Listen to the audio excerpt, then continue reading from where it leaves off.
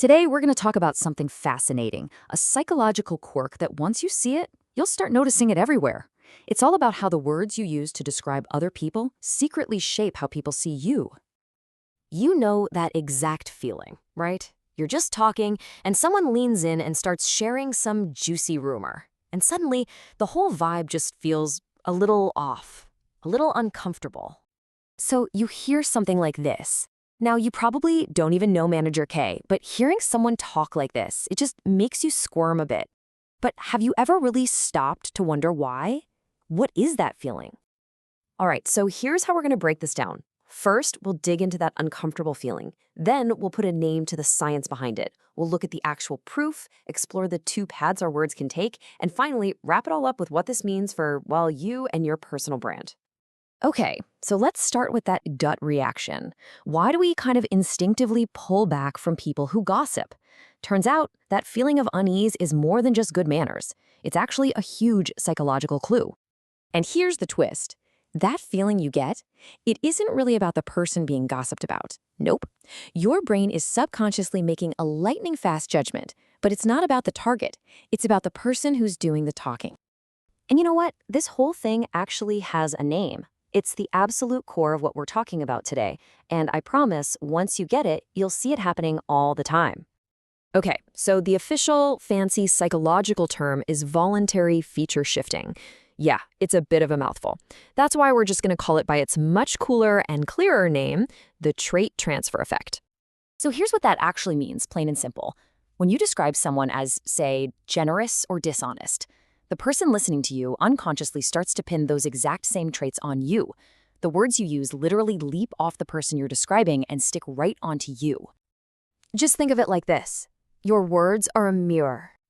And the traits you're talking about, they don't just go one way, they bounce right back. Which means every single description becomes a choice that says just as much about you as it does about them. Now you might be thinking, okay, that's a neat idea, but this is not just some pop psychology theory. This has actually been tested and proven with some pretty clever experiments. So here's what researchers did. They filmed actors spreading some pretty nasty gossip, saying awful stuff like, "He hates animals. I've literally seen him kick a dog." Then they showed these video clips to a bunch of test subjects and just asked them a simple question. What's your impression? And the result was stunningly clear. The people watching didn't really form an opinion about the guy who supposedly kicked a dog. They didn't know him from Adam.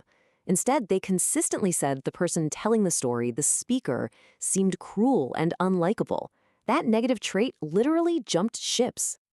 So the big takeaway here is really powerful. It's not just about what you're saying about somebody else. The real impact is what the listener starts to subconsciously believe about you.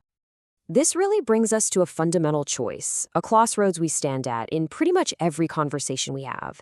Every time we describe another person, we're choosing one of two very, very different paths. And check out the difference here. On the one hand, you can use negative words. You say, "He's cold-hearted," or "He treats his team terribly." What happens? The listener starts to see you as cold and untrustworthy. But if you take the other path, you say, "She's always smiling," or "He's so sincere." And that warmth, that sincerity, it gets associated with you. You become the kind and trustworthy one. And here's the kicker. It doesn't even matter if the negative thing you're saying is 100% true.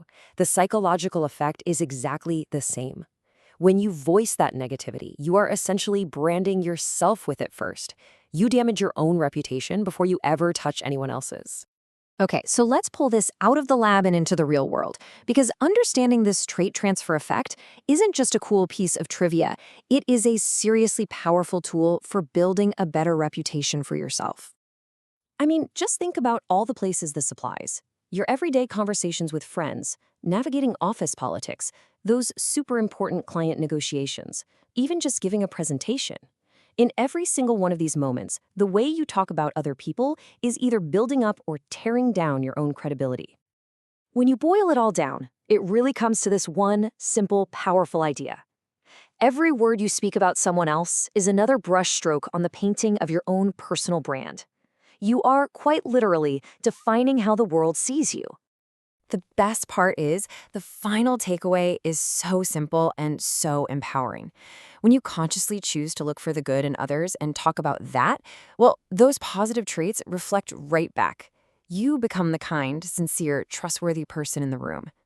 So I'll leave you with this one question to think about. The next time you open your mouth to talk about somebody, just remember, you're also talking about yourself. So, what story are you going to tell?